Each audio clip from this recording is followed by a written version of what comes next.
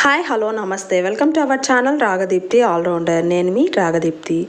ఈరోజు మనము మునక్కాయల సాంబార్ ఎలా తయారు చేసుకోవాలో చూద్దామండి. చాలా టేస్టీగా ఉంటుంది. ఇందులో నేను పచ్చి కొబ్బరి వేసి చేశాను, ఇంకా టేస్టీగా ఉంటుంది. సో ఈ ప్రాసెస్ స్టార్ట్ చేయడానికంటే ముందు నా ఛానల్ సబ్స్క్రైబ్ చేసుకొని వాళ్ళు ఉన్నా, ఫస్ట్ టైం చూస్తున్న వాళ్ళు ఉన్నా ప్లీజ్ సబ్స్క్రైబ్ చేసుకొని నన్ను సపోర్ట్ చేయండి. సో చూడండి సాంబార్ ఎంత బాగుంది కదా, చూస్తుంటేనే నోరు ఊరిపోయేటట్టు. సో వేడి అన్నంలోకి ఇలా మునక్కాయల సాంబార్ వేసుకొని తింటే చాలా టేస్టీగా ఉంటుంది. సో ప్రాసెస్ స్టార్ట్ చేద్దాం పదండి. సో చూడండి మునక్కాయలు కూడా బాగా ఉడికిపోయాయి.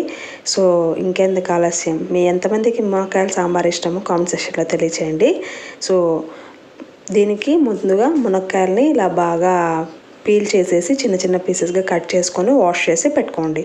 ఇప్పుడు కొద్దిగా చింతపండు పులుపుకి తగ్గట్టు నేను కొంచెం ఇంత తీసుకున్నా అండి, హాఫ్ లెమన్ సైజ్ అంతా, మీడియం సైజులో హాఫ్ లెమన్ ఉంటుంది కదా అది తీసుకొని కొద్దిగా వాటర్ వేసి ఒకసారి వాష్ చేసి నీళ్ళు వేసి నానబెట్టాను. మా చింతపండు కొద్దిగా పుల్లగా ఉంటుంది, అందుకని కొద్దిగా తీసుకున్నాను. సో మీ పులుపుకి తగ్గట్టు చింతపండుని తీసి నానబెట్టుకోండి.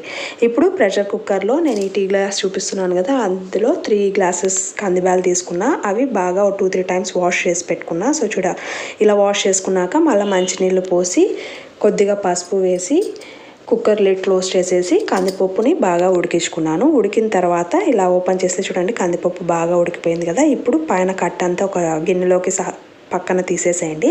తర్వాత ఇప్పుడు ఎనుపుకోవాలి. ఎనుపుకునే కంటే ముందు ఇందులోనే నేను ఉప్పు, కారం, సాంబార్ పొడి, ఓవరాల్ సాంబార్ కావాల్సిన కారం, ఉప్పు, సాంబార్ పొడి అంతా వేసేసి అప్పుడు ఇలా మెదుపుకున్నాను.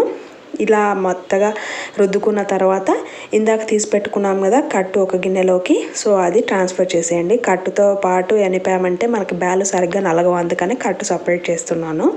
సో అందరికి తెలిసిన విషయమే, తెలియని వాళ్ళ కోసం చెప్తున్నాను. సో కట్టు కూడా వేసి ఇలా బాగా మిక్స్ చేయండి. తర్వాత ఇందాక నానబెట్టుకున్న చింతపండుని ఇలా బాగా పిసికేసి పల్ప్ అంతా ఈ గుజ్జోడు తీసుకొని ఈ వేస్టేజ్ అంతా సపరేట్ చేసి పెట్టేసుకోండి.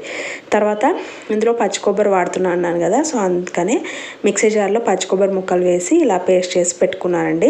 సో ఇలా పచ్చి కొబ్బరి వేసుకుంటే సాంబార్ టేస్టీగా ఉంటుంది, ఒకసారి ట్రై చేయండి. ఇప్పుడు స్టవ్ ఆన్ చేసి కడాయి పెట్టి ఒక 3-4 టేబుల్ స్పూన్స్ వరకు ఆయిల్ వేయండి. ఆయిల్ బాగా హీట్ ఎక్కిన తర్వాత ఆవాలు, జీలకర్ర వేసి అవి చిటపట్లు ఆడిన తర్వాత ఒక మీడియం సైజ్ ఆనియన్ని కట్ చేసేసి ఒక 3 పెద్ద టొమాటోస్ని కట్ చేసి ఇలా చిన్న చిన్న పీసెస్గా వేసాను. తర్వాత కరివేపాకు వేసి బాగా ఫ్రై అవ్వనివ్వండి. ఇలా ఫ్రై అయిన తర్వాత ఒక 1/2 టేబుల్ స్పూన్ అల్లం వెల్లుల్లి పేస్ట్ కూడా వేసి అల్లం వెల్లుల్లి పేస్ట్ పచ్చివాసన పోయేంత వరకు బాగా ఫ్రై చేయండి.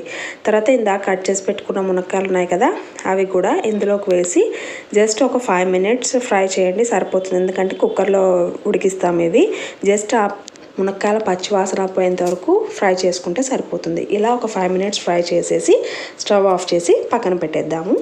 ఇప్పుడు ఇందాక మెదుపుకున్న సాంబార్లోకి ఇవన్నీ యాడ్ చేయాలన్నమాట. సో ఏమేమి యాడ్ చేస్తానో చూడండి. ఇందాక తీసి పెట్టుకున్న చింతపులుసు, ఇందాక మిక్సీ పట్టుకున్న పచ్చి కొబ్బరి పేస్ట్, తర్వాత కొద్దిగా వాటర్, మన సాంబార్ కన్సిస్టెన్సీకి తగ్గట్టు వాటర్ వేసుకోండి. వాటర్ వేసుకొని బాగా మిక్స్ చేసుకున్న తర్వాత ఇందాక మునక్కాయల్ని ఫ్రై చేసుకున్నాం కదా, అవన్నీ కూడా ఇందులోకి వేసేసేయండి. సో వేసేసి ఒకసారి బాగా మిక్స్ చేసి వాటర్ ఎంత పోయాలి అంటే, సో చూడండి నేనైతే ఇలా కన్సిస్టెన్సీ ఉండేటట్టు పోసుకున్నాను. ఇలా పోసుకున్న తర్వాత ఫైనల్గా కొద్దిగా కొత్తిమీరని కట్ చేసి వేసి ఒకసారి మిక్స్ చేసేసి కుక్కర్ లిడ్ క్లోజ్ చేసేసి మునక్కాయలు ఉడికేంత సేపు ఉడికించుకోండి. ఒక విజిల్ అయితే మునక్కాయలు ఉడికిపోతాయండి. సో ఇలా కుక్కర్ లిడ్ క్లోజ్ చేసేసి ఒక విజిల్ పెట్టిన తర్వాత సో చూడండి ఓపెన్ చేసి చూస్తే మన టేస్టీ అయిన సాంబార్ రెడీ.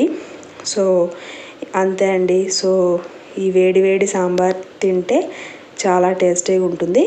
సో మీరు ట్రై చేసి ఎలా ఉందనేది కామెంట్ సెక్షన్లో తెలియచేయండి.